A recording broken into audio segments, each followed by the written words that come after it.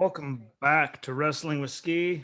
Sorry I didn't do anything last week after Monday, but it just seemed easier to cover the whole week's worth of stuff because there wasn't a lot to cover really in the first couple of days worth of stuff that we saw. A few takeaways just that caught my eye at the beginning were them dragging out stupid things, just making things worse in the few instances that they did. They can't help themselves. None of them can. I mean, they're in it. They have to keep going. There were some good matches mixed in there as well. There was some waste of talent and time and everything that I still never like, even though one of them did actually help add to something and, could carry something on, which is really, good. Again, as all the time, I'm okay with wasting time like that, at least if it leads to something. So we'll see where that's, where some of those go.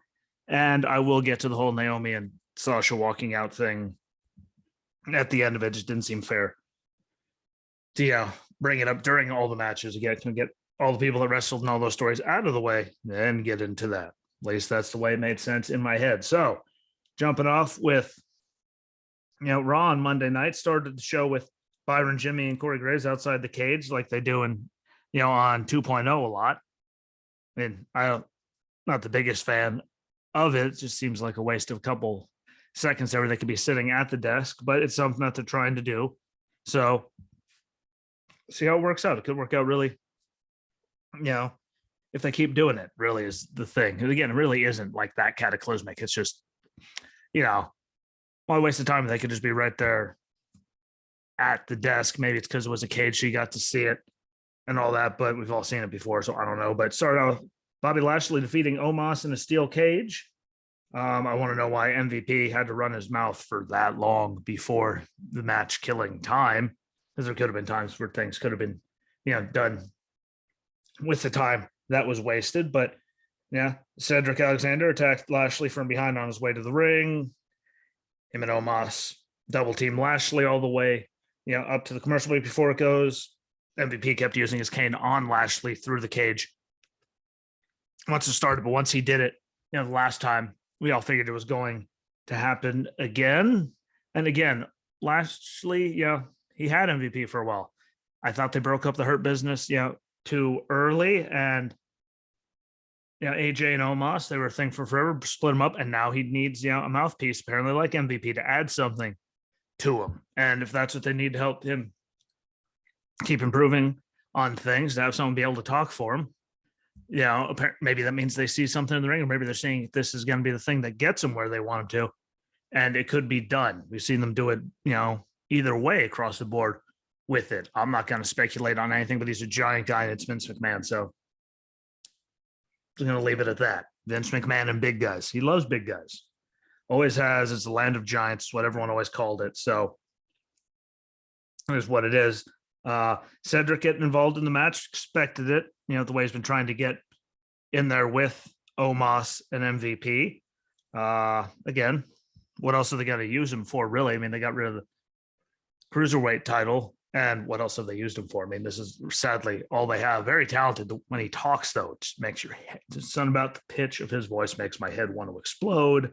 Not sure about y'all, but I will say I saw the cage breaking like it did for Lashley to, hit the ground and get the win. I just figured it was going to be both of them going through it. Like the first time they did it with Brock, I do believe it was, not that long ago. But I saw him winning that way. Saw the cage breaking, just figured it was going to be both of them. But we saw a lot worse things. And again, it got Cedric used. It carried on everything between Omos and Lashley. I mean, are they going to carry it on past Hell in a Cell? Who knows? No one knows. I mean, at the rate they're going, probably. They seem to be like to drag things out a lot, even though I'm more okay with some of them, because some of the things they're dragging out are putting on really good matches. So we're all okay with that stuff. But again, saw it coming. It is what it is. But, it gives Omos, a mouthpiece. So maybe that'll help him, keep going and going. Because look how long, Lashley really didn't talk when he had MVP. Look how long Brock didn't talk when he had, Heyman. Like, can work out good in these situations. So we'll see. Again, it's just his in-ring stuff, and if that's ever going to get better. And only time will tell on that. I'm not holding my breath personally, but we'll see. Ali versus Theory turns into Ali versus Theory. Miz as the ref, which then turns into Ali versus Veer. Obviously, Veer Maldon, dumb, shocker, pure idiocy, but that's really what that whole thing has been so far. Riddle defeated Jimmy with Jay, and I'll say the good part about it was the way the referee sold kicking him out, telling him to get out of there and do it. That was the most energy you really ever saw in a long time with referees throwing people out of ringside. So I enjoyed that. Again, got the quick roll up right afterwards. Happens every time, but at least the referee put some energy into it and was yelling, which I normally don't see a lot. Just you're out of here. And I mean, that was good to me. I enjoyed it. The Judgment Day, which, Rhea, Edge, and Priest, did some talking. Wasn't that bad. So, because we've seen better, we've seen worse. But yeah, we didn't really hear Rhea talk a lot, really, have big moments to talk and stuff like that. And again, her being there with Edge is a good thing. I'm sure they're going to have a fourth member. We'll see who it is, but it's a good fit for Rhea. And, it just gets her and Priest something extra, and to give them, experience with someone like Edge, who's going to say that's not going to be good for your career. Crazy people would say that's not going to be good for your career. I already deal with enough crazy people as it is. We'll see where it goes and who the fourth member is going to be, because I just don't see it staying at 3. AJ Styles and Finn Balor with Liv Morgan there defeat Los Lotharios. I will say Humberto sold, those Finn's feet up in his face when landing that moonsault. Really, really good in my opinion. They win, do the click thing after, do the 2 sweet, call it a day. God bless Kevin Owens in a Sami Zayn Forever shirt. That was about it. That whole DNA test and lie detectors and everything with the Alpha Academy. It's not getting any better, so hopefully it'll turn to matches and all that sooner or later. I still don't like the whole Zeke thing. We know I don't like the Zeke thing. We all know who it is, and that Elias is dead. No, we waited forever for that. Not my favorite thing, but it is what it is. Not much you could do about it, And Zeke did defeat Gable with Otis at ringside and Kevin Owens on commentary. Hopefully they get some for Gable and put him back in a bigger spot, because he's so talented. It's just, what will they do with it?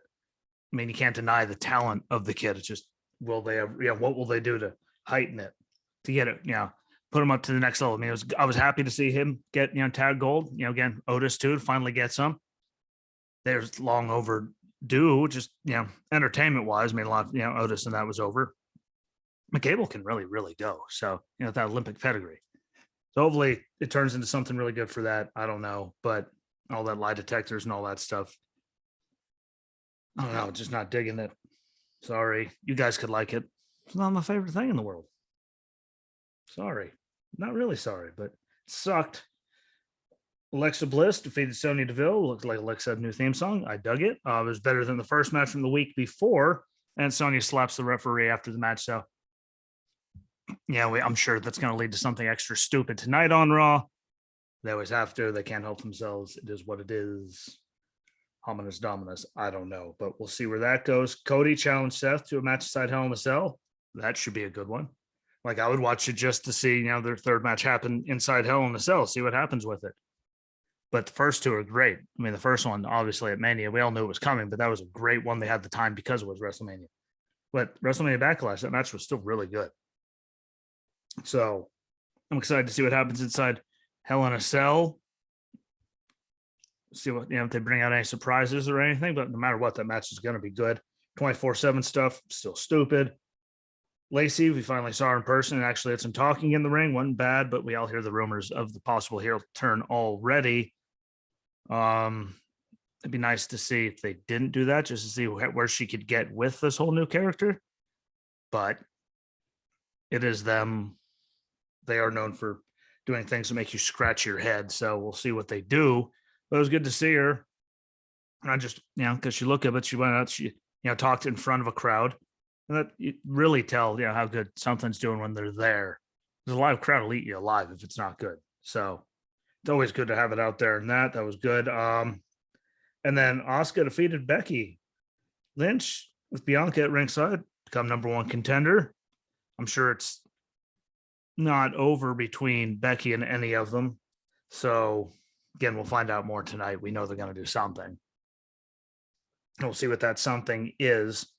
And we all know what the match was originally scheduled to be. I'll get into that later.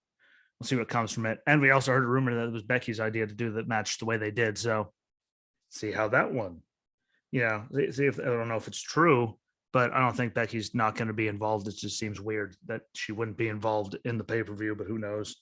I thought they were having a good match, and I still think it was weird to have Bianca at ringside and not on commentary, just sitting there, just because it never happens. But maybe they know something. Maybe they thought something. I don't know.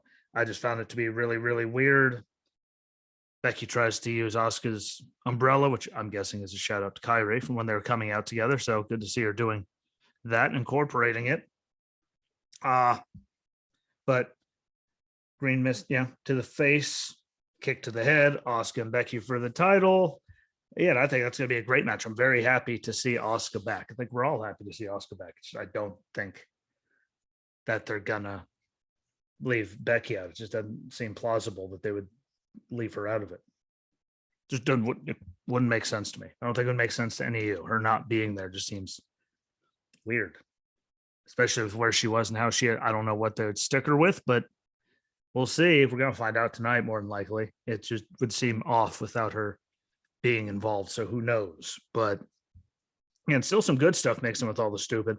There was just, some stuff like it should have died weeks ago, and they just keep dragging it out. And granted, we get to see R-Truth used in some of that, and he's still entertaining and all that. It's still good for a laugh, but who knows? We'll see. NXT 2.0, Lash Legends defeated Peyton Paxley in a quick one. To move on to the breakout tournament. Still see her and Lyons, having another go at it in the finals. I'd put it on Lyons to win it, but because I think Lash needs a little more work than her personally. But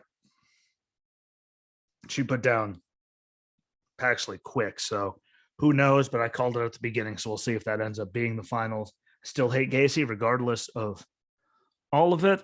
Just don't have him be the one to get the title. I think there's just more people. I think it'd be good for Breaker to keep the run going. I just don't think Gacy's the guy to have the title, but we'll see. The Viking Raiders defeated the Creeds. Roddy and that new dude tried to get involved, caused Creeds to get distracted.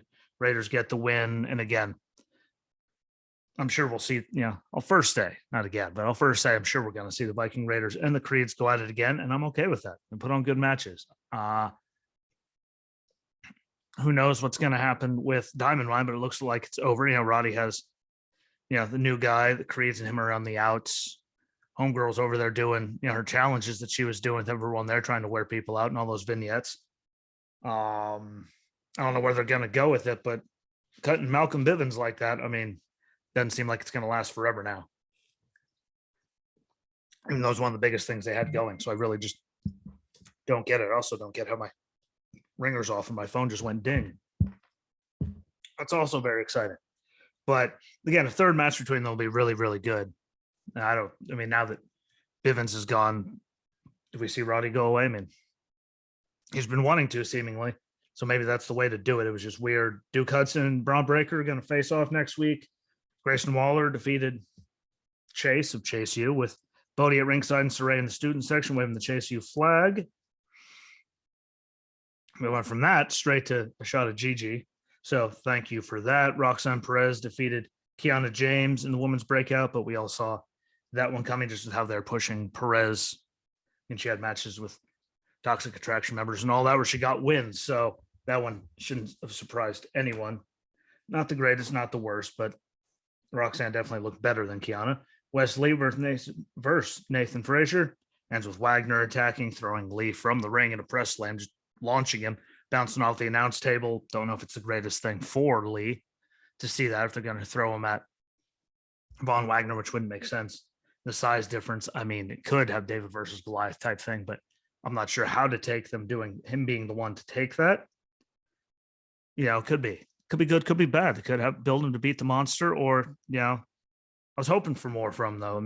We'll see. He's super talented. He should get still get utilized properly just because his teammate's gone. it's not his fault. So hopefully it doesn't end there, but I don't know what to think about that. And then Santos Escobar defeated Tony D'Angelo.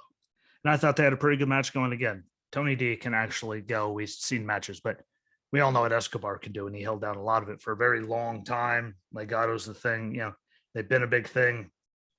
Yeah. And they keep playing back and forth. Now that Tony D has his guys, it really makes an interesting, dynamic with the six of them, plus Elektra Lopez being number 7.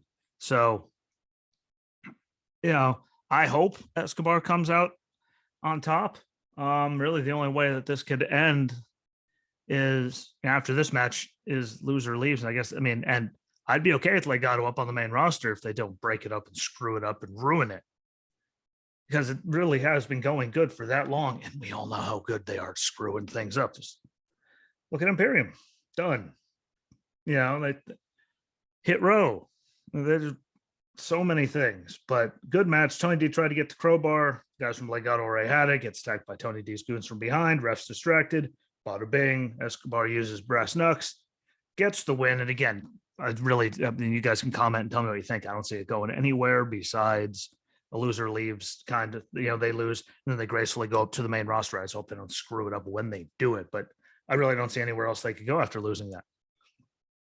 Legado says they run things. Tony D says he runs things. If they lose, you can't have it both ways, unless they drag it out a little longer before they do it and have them come out at a bigger show, which I think would make much more sense. But again, comment if you can think of anything, because I just can't see where it could go. Otherwise, when they got those guys going, he's the Don there, and just having them be in there, they can't coexist, shows the way they built them. I've been doing all of this, so we'll see. I've been wrong before, but I just don't have faith that they'll do anything but that. But again, what could either of them do? The way they've built it. So Escobar and them have been there for forever. So them going up would make more sense than having both of them stay down there as they're trying to build so many new guys. But again, I've been wrong. We'll see. Go in the comments. Tell me what you think, but I think that's all it can be. It's coming from me. Don't hate me if I'm right. Don't bash on me if I'm wrong. But when you think about it, what else sense does it make? Doesn't. As long as it leads to a good match, though, I don't care who they do. But it was on to Dynamite, Owen Cup match. Again, still great to see the Owen Hart. See the logo and see Martha and all them working with AEW and just getting his name out there after the tragedy and all of that. Good to see her opening the door, to some wrestling company to be able to do something with it and get him honored like he so deserves to be. So I'm okay with that. But Samoa Joe versus the Joker opponent ends up being Johnny Elite, formerly known as John Morrison, Johnny Nitro, Johnny Mundo. He's just been everything. And all I gotta say about the match, we all know about everything that happened after the match, but Johnny's 450 landing as off as he did. That was just weird because you're not used to seeing him miss like that. And he really didn't do much in that match, which was really weird. Like, you bring him in there, you thought that could have been a really good thing. That just, didn't hit it for me. It was good to see him, but, it just didn't make any sense to me. But Joe wins to advance. Here comes Jay Lethal and them to make the attack with the pipe after. Best friends, aka Roppongi Vice. They're back together. They're having a match next week. But Lethal got the attack on Joe's injured elbow with the pipe again. So again, we'll see how they go with all of that. I still think Joe should win just because the way Jay Lethal's doing it, he can go after anyone with all this and not have to worry about anything because of how it's being built. So hopefully, they don't. But again, it could just be because seeing how Joe was misused on the main roster there at the end of the machine. And again, he got hurt a lot, but look at how many people are beaten to death when they're taking that many bumps all the time. So maybe I just like seeing Joe, up there doing his thing because he's one of the best to do it. But again, I just think Jay Lethal doesn't need a title really at the way it's going with his guys. They can go and just maul anybody and it would make sense. But anyway, moving on. Punk shirt. If you saw it, you saw it. If you didn't, turned a lot of people off from what I saw though. It's very thing, when it's such a big, ticket item in everything that's being talked about right now, people turn on wrestling and all that to get away from it. all of the outside world, and it's just seemed to piss a lot of people off from what I saw. Apparently didn't read it, but it's for the other show I do. If you want to hear political stuff, find the Jesse Rosinski show. Break all the kinds of stuff down, but again, just read the thing. But Hangman versus Kansuke Takeshita. Put on a pretty good match. It was in the middle of the show, so obviously they had the bigger things going towards the end, but it was still a good match. You got to see Takeshita out there, in the US having matches with people. But Hangman wins with a buckshot lariat, followed by a GTS Punk on commentary. They, always do the stare down every time it's going to happen. But I still don't know how to feel about their title match. I think it could be really good. I don't know how to feel about it yet between Punk and Hangman. I think Hangman's going to win. Have it building him up, and what is Punk going to get for being, champion? Look at all the people he could work with. Then I don't know. Right now, I just don't think it would make sense. And I think he's in there going, he does need it, but they're apparently the ones making all their stuff up, and they don't have writers or bookers or any of that stuff. So who knows what could happen? But Punk making it all the way to the top and then losing. He still had a lot of good matches. Good matches before, and there's good matches he can have, coming out of it. So we'll see how it goes from there. But they had to have the stare down after the match. It's always seems to be their cup of tea. Swerve Strickland and Keith Lee defeat the Workhorsemen in a really, really quick one. They're in a triple threat, tag team title match. See how they book that, as we really haven't seen Jungle Boy and Luchasaurus doing a lot, tag team wise. So who knows if they're going to have them hold on to it, but we'll see. Again, I like them, so be okay with that. I just don't like Starks or Powerhouse. I just don't like them together as a unit, or their whole shtick all together. I don't think they're ready yet, but we'll see. I've been wrong before. The MJF lashing off Wardlow when as expected, a low blow, all kinds of, who didn't see it coming? If you say he didn't see it coming, I'll give you my extra pair of glasses. I don't have two backup pairs. I'll give you one of those. See if it helps you see better, but we all knew that was coming. Kyle O'Reilly defeated Ray Phoenix with Death Triangle all on his own, which is why I thought it was a really good one. It's good to see him win all on his own. Because again, you watch his matches that he had, Finn for the title in NXT, and that stuff was good. So, regardless, good match, good to see it. Britt Baker defeated a Joker opponent, which was Maki Ito, and I'll say that that entrance for Ito, we got done with it, restarted it, and fast forward all the way to it just to see it again. It was definitely something, but the match really, when you're watching her drop that big old headbutt on Britt's midsection, and it's so obvious that the commentators are even mentioning, the hit to her abdominal area, and then she gets up holding her head. It's like her matches are either really good or there's just stuff like that, and it just hurts my head. But Britt moves on, and Adam Cole defeats Jeff Hardy with Matt there at ringside, and I'll give Cole credit. It felt like a really clean one.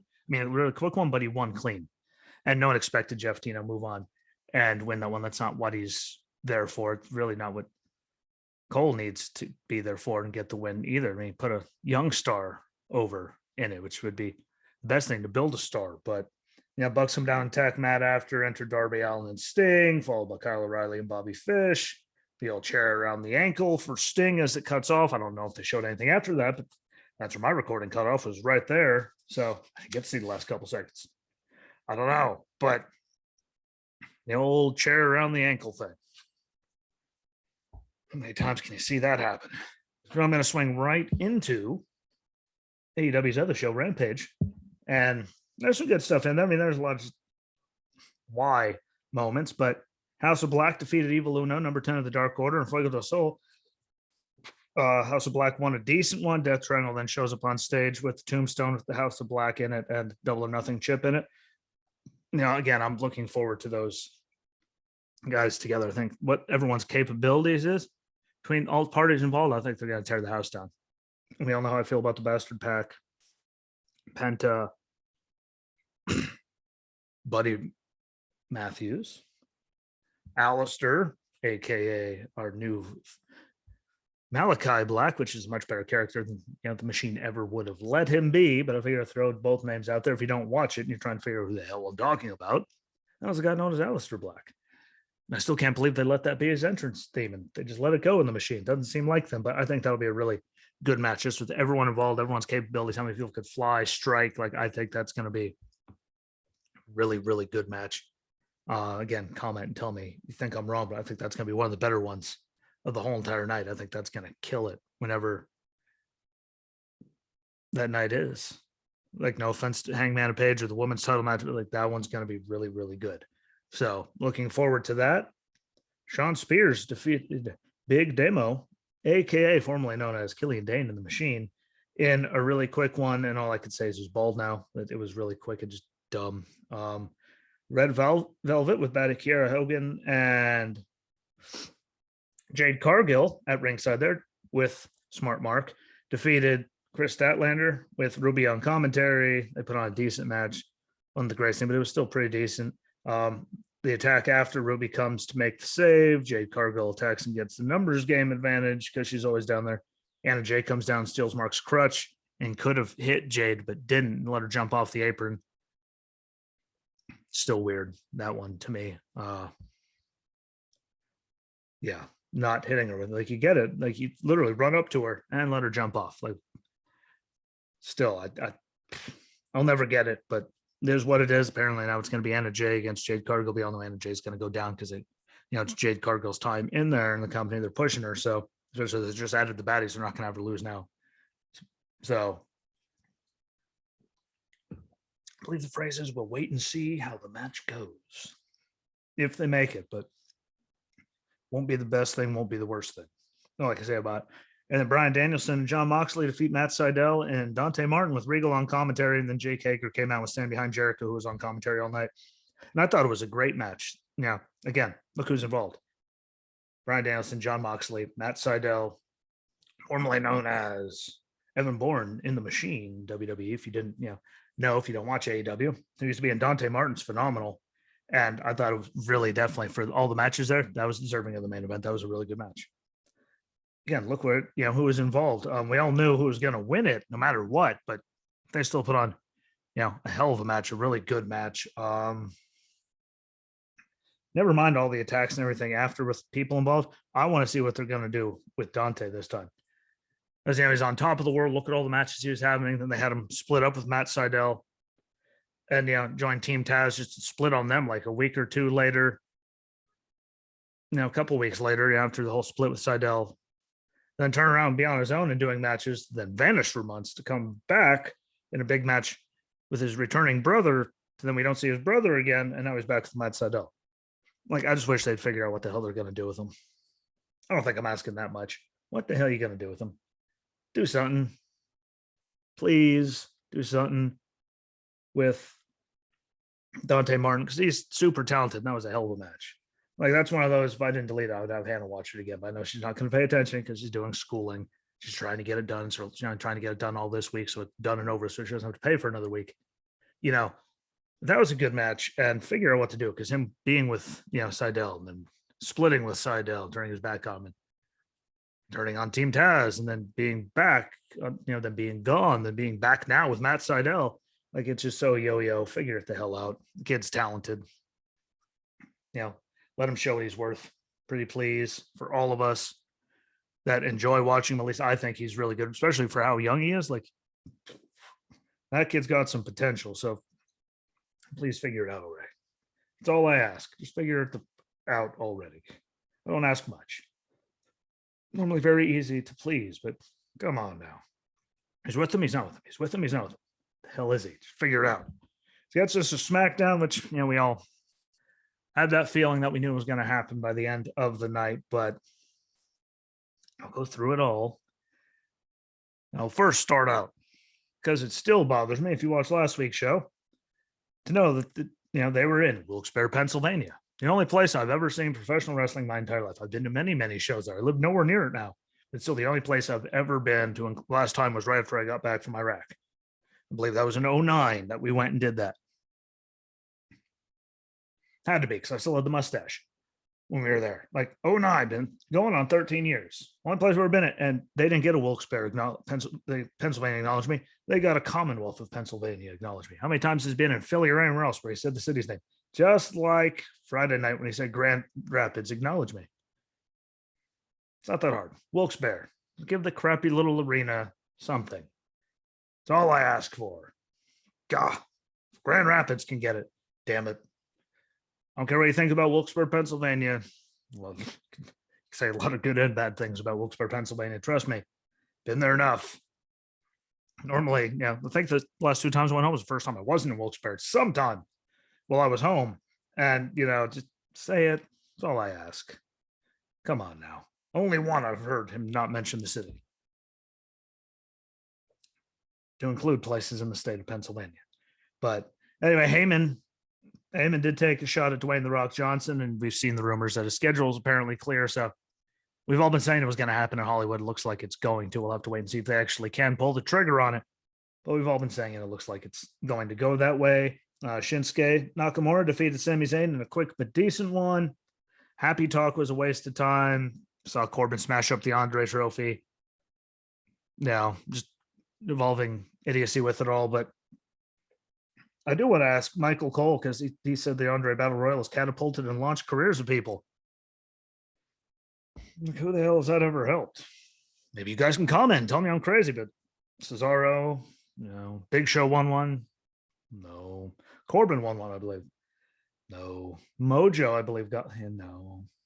Who the hell's career has that catapulted and actually helped there, Michael Cole? That's not me being mean. That's actually curiosity. It came out of your mouth. They're trying to build it up. At who the hell did it catapult anywhere? It catapulted no one. He knows that. We all know that. I give him credit for trying, but who the hell? Like, come on, man. That, not today. Gotta miss that Geico commercial with Dikembe Mutombo, in case anyone didn't pick up on what that was either. He blows up the cereal box. It just makes me laugh every time, no matter how many times I see it. But yeah, his career to that help catapult. I mean, they put on some good things. They've had some good moments in those matches, but I mean, who's been catapulted? Really, pretty much no one. So I know he's doing his job. Yell at me, but that sucked. Gunther with Ludwig Kaiser defeated Drew Gulak. Obviously, we all knew that was going to happen. It was a quick one. Continued the attack after until Ricochet came out and broke up, made the save. Guessing that means Gunther will be the next IC champion, because sorry, Ricochet. The way they've been, they're not going to have, Gunther lose the way they've been building him. It's just, I'd love to see Ricochet get the win. I really would. I just don't see it happening for how he was, in the UK, NXT, and since he got up to the main roster. We've seen the ebbs and flows of Ricochet. I hope it works out, but I'm sorry, guys, I don't have faith. Pretty sure he's going to get it. And it'll be a good test, because, again, he can have matches with anyone. We've seen him have matches with anyone. It's just, it just seems too obvious to me. I'll be wholeheartedly accepted of either way, because, again, we all know what he could do in the ring. That being both of them, really. As long as they keep using Ricochet afterwards, and he doesn't just vanish and be running around doing dumb stuff and getting just taken out in 9-second matches, I'll be okay with it. But, is what it is, I guess. Shouldn't be too upset, but certainly looks like Gunther, Walter, whatever the hell you want to call him, is going to be the next IC champion, or at least challenge for it. So we'll see when they pull the trigger. But I'm pretty sure we can all agree they probably are going to pull the trigger. LA Knight, now Max Dupree, whatever. Raquel Rodriguez destroys Shotzi. I mean, I'll say at least we got to see Aaliyah in her ring gear before the match, and all the females at the monitors. We got to see, Natty was there, Zaya was there, and there's a bunch of them there watching the match. But really, what did it do for Aaliyah or Shotzi or any of that were there for a long time? And the line about haven't seen anyone in the women's division this strong in a long time. I mean, Nia could pick people up and throw them. So we have seen it recently. It's not, forget about all of that. But again, it was quick and it really didn't do anything to help Shotzi at all. I mean, we haven't seen her in forever. And now it's going to be, just to get mauled Didn't make sense to me. It's kind of like bringing Alexa back after all the therapy stuff just to be in Hell in a Cell. Elimination Chamber, sorry. And then lose the Elimination Chamber to Bianca, and then we don't see her again for weeks on end. Just what the hell is the point? There's other people that have been on, like, because that's not going to help her at all. But who knows? Xavier Woods defeats, Butch with the Backwoods again. I thought it was funny that they announced, Butch with Sheamus and Ridge Holland when they were nowhere to be seen. Made me chuckle just a little bit, but he won with the Backwoods. And again, he's up on the stage celebrating. Sheamus and Ridge Holland get up there. He turns around, looks at them. We all saw Butch attacking him from behind. We all knew it was going to happen. I'm excited to see who, the third person on their team is going to be for the 6-man, with Xavier and Kofi against Ridge, Butch, and Sheamus, just to see who they're going to. Maybe it could be a good surprise type thing that no one saw coming. I don't know. Hopefully it's something really, really good, but I have no faith in anything not being, not surprising. But there's a lot of people they could bring back that everyone, really shocked to see. So we'll see how they pull it off and what they do. I'm holding out hope that it's going to be a shock return or something that no one saw coming, because that's what we all loved back in the day. And the Attitude Era, no one knew what was going to happen. Like, you honestly had no idea. Which is why we all loved it. So hopefully it's something like that, and it's not something dumb. I still don't like the whole Butch thing. Just the bruiserweight was, God, it was so good. I get why they did it. It's just, the reasoning behind it. But God, that just, I don't know, it gets on my nerves seeing it. And then that gets us to the main event, where obviously we all saw coming the Usos defeating RK Bro to become unified tag team champions. And it was a decent match they had going until Heyman distracts the referee. Roman attacks Riddle. He's up on, going for a super RKO. They steal the win, attack RK Bro after the match. We all saw it coming. It's dumb. Kids were crying. Booze everywhere. Like, my problem with it is it feels like it's overdone at this point. If it feels like it's really just, I don't know, it was really special for a while there. Now that we're going on 2 years, it's just, seems like the oomph is gone with a lot of people, and they've drawn it out very much so. And I still think the Usos, again, we all know how I feel about them in the tag team division. It's not a lot of other tag teams even really. And they're really that good. It's just, it just feels like it's about time. And it's really funny that, they were going to save the unification match for a bigger show, and then they do it on SmackDown like 2 weeks later. This is just another weird little tidbit there, but still a good match. We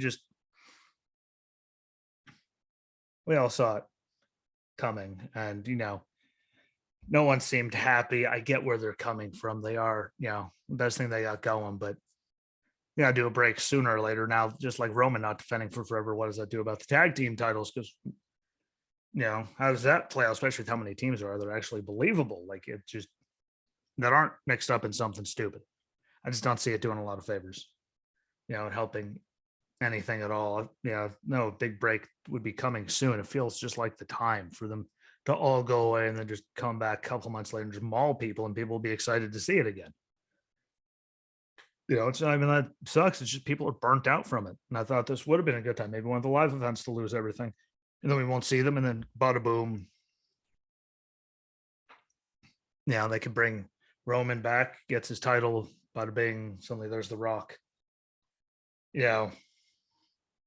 Survivor Series. It's not, the proper number to do it, but it's still an anniversary from. Have them do it that. Show up there, Roman takes months off, comes back, gets his title, talks about being the tribal chief, the head of the table, boom, enter The Rock.